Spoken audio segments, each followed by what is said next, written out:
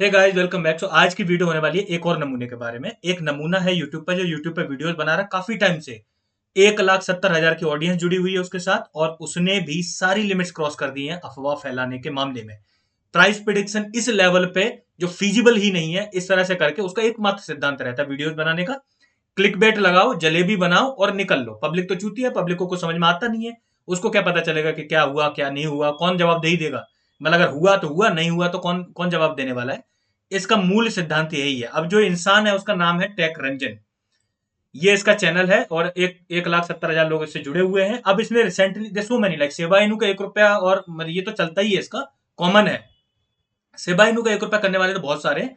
इसने यहां बोला है एक बहुत बड़ा स्टेटमेंट देके, बहुत बड़ा रास्ता साफ, $500 प्लस रिपल जाएगा। और वो भी इसने वीडियो देखना, मैं वीडियो प्ले नहीं करूंगा। रीजन उसका ये है कि मुझे कॉपीराइट, जो कॉपीराइट स्ट्राइक होती है, उसका ड्रामा नहीं चाहिए। आप वीडियो प्ले करके देख लेना, उसमें इसने क्लियरली बोला है 2024 तक बुल रन आएगा, विच इज फाइन, वो तो एंटिसिपेटेड है। और उसमें 100% $500 रिपल जाएगा अकॉर्डिंग टू हिम।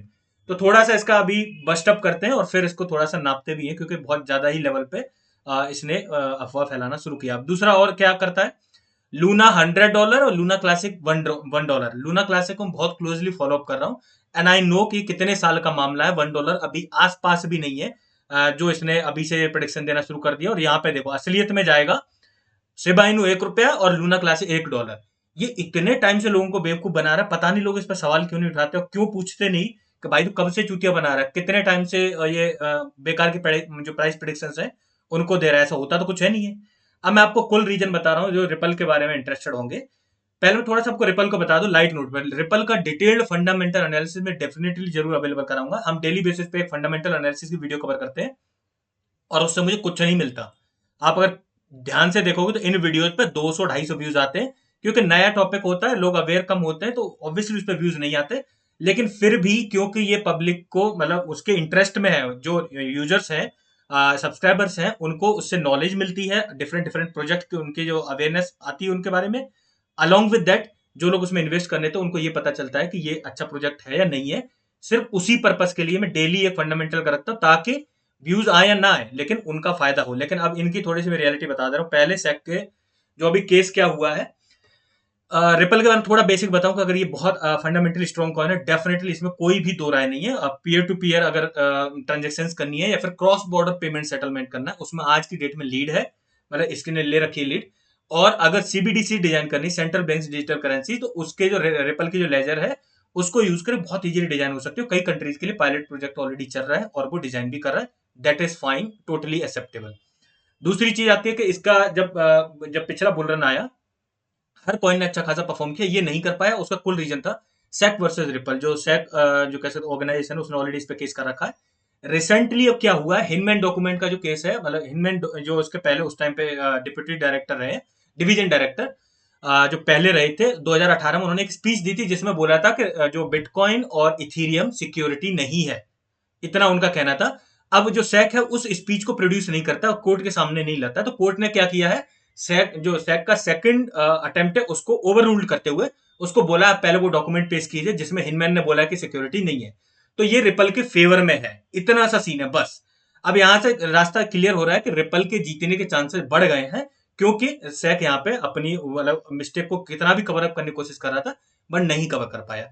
तो इतना सा सारा सीन है। और अगर सैक मतलब हार जाता है, रिपल जीत जाता है, तो डेफिनेटली रिपल में एक अच्छी खासा हमें प्राइस पंप देखने को मिलेगा। लेकिन वो भी एक फिजिबल टर्म में समझना, आपको ऐसा नहीं होगा कि $500 पहुंच जाएगा, विच इज सपने में भी संभव नहीं है। जो ये बोल रहा है ऐसा हो ही नहीं सकता, ठीक है ना।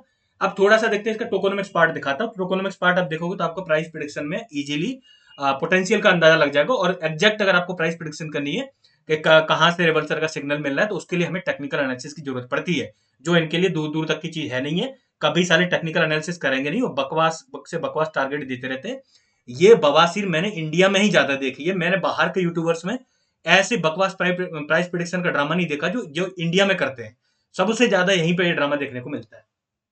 करंट में सर्कुलेटिंग सप्लाई देखोगे इसकी, तो 49.9 बिलियन है। अब इसकी जो टोकोनोमिक्स है उसको आपको थोड़ा सा समझना पड़ेगा। टोटल सप्लाई इसकी 99 बिलियन है, मैक्सिमम सप्लाई 100 बिलियन इसकी हो सकती है। अभी करंट में मार्केट कैप 23 बिलियन डॉलर की है। और अगर आप इसके ऑल टाइम हाई की बात करोगे तो इसने अच्छा खासा ऑल टाइम हाई मारा, $3.5 के आसपास।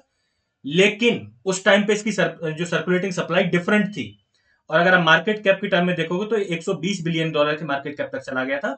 और जब दोबारा 2021 में बुल रन आया था तो उस टाइम पे 62 या 70 बिलियन डॉलर की मार्केट कैप तक पहुंच पाया था, और ऑल टाइम हाई नहीं पहुंच पाया।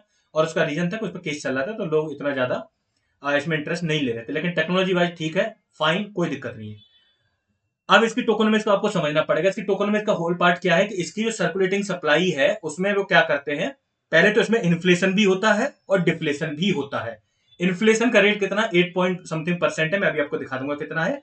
और डिफ्लेशन का कितना है, जितनी भी इस पर ट्रांजेक्शन फीस कलेक्ट होती है वो बर्न हो जाती है। अब इस ट्रांजेक्शन फीस को आपको विड्रॉल फीस से कंफ्यूज नहीं करना है। जब भी आप किसी एक्सचेंज से विड्रॉ करोगे रिपल को, तो उस पर हो सकता है आपको जो विड्रॉल की फीस है वो ज्यादा दिखाए, वो एक्सचेंज अपने अपने सेट करते हैं। लेकिन इसकी जो ऑन चेन पे जो ट्रांजेक्शन की फीस लगती है वो बहुत कम है। अगर उसका आप देखोगे तो 0.001 रिपल लगती है, तो वो बहुत कम है और उतना अमाउंट बर्न हो जाता है। यानी वो बहुत कम अमाउंट है कंपेयर टू जितना इन्फ्लेशन में आता है। तो इन्फ्लेशन में कितना आता है, 1 बिलियन XRP के लगभग वो ईच मंथ मतलब उसमें सप्लाई में ऐड करते हैं। अगर वो यूज नहीं होंगे तो वो एस्क्रो अकाउंट में दोबारा से उसको लॉक कर देते हैं, फिर टाइमली फिर से रिलीज करते हैं। तो काइंड ऑफ सप्लाई एकदम डायनेमिकली चेंज होती रहती है। लेकिन फिर भी अगर इसका आप इन्फ्लेशन रेट देखोगे तो नियर अबाउट 8.82% पे अभी रिपल का एनुअल इन्फ्लेशन रेट है। यानी इतनी सप्लाई बढ़ती है। और डिफ्लेशन कैसे होता है, उसकी ट्रांजेक्शन फीस है वो बंद हो जाती है। तो इतना मेजर जो सप्लाई में चेंज देखने को नहीं मिलेगा। आप अगर ऐसा सोचो कि सप्लाई बहुत ज्यादा रिड्यूस हो जाए एकदम से, नहीं। पॉइंट के बाद अगर 401 अगर रिपल खर्च होता है तो बहुत कम है कंपेयर टू सिग्निफिकेंट अमाउंट में बर्न करना है। जितना ज्यादा यूज होगा उतना ज्यादा बर्न होगा, दैट इज फॉर श्योर, वो भी एक्सेप्टेबल है। ठीक है। अब कुल रीजन इतना है क्योंकि इसका जो एस्क्रो अकाउंट वाला जो सिस्टम है और जो इन्फ्लेशन है उसकी वजह से सप्लाई में कोई ड्रास्टिक चेंज देखने को नहीं मिलेगा, ये माइंड में रखना है। अब आप क्लियर, एक अगर आप बेसिक मैथमेटिक्स जानते हो तो आप क्लियर कर सकते हो। अगर $500 इसको पहुंचना है ना, तो $500 में आप 49.9 ऑन एन एवरेज 50 का अगर मल्टीप्लाई करोगे, लगभग $25 ट्रिलियन की मार्केट कैप चाहिए इसको। $25 ट्रिलियन। अब ये तो दिमाग से पैदल है, इसको इतनी बात तो समझ में आएगी नहीं।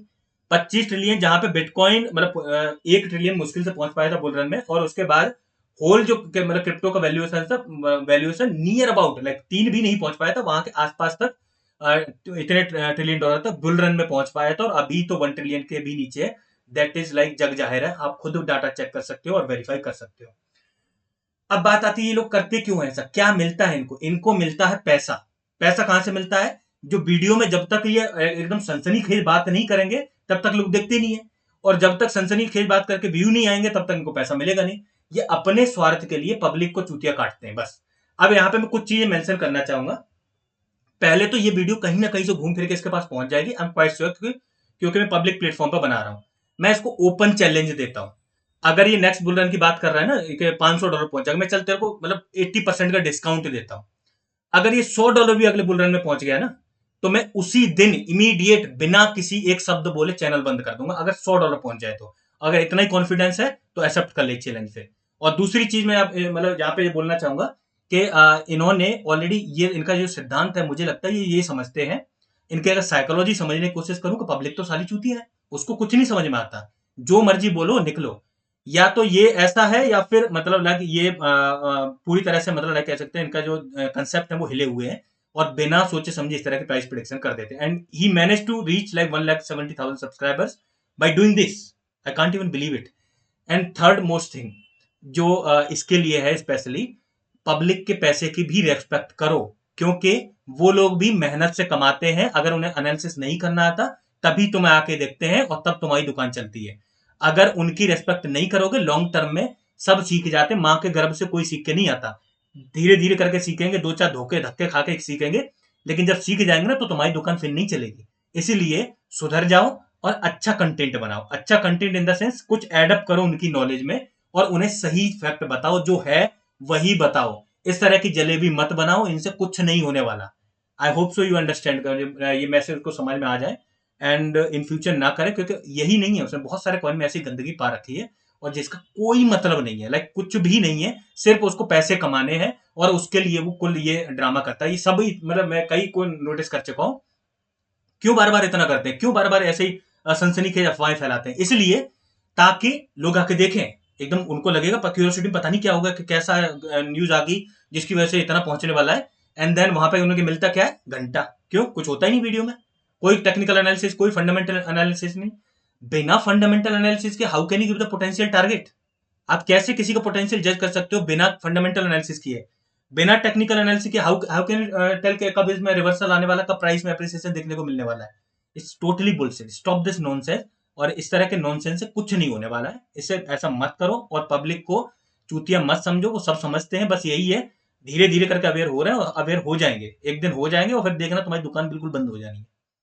So that's all for today. I hope you like the video. Video अच्छी वीडियो को लाइक जरूर करें and make sure you subscribe the channel.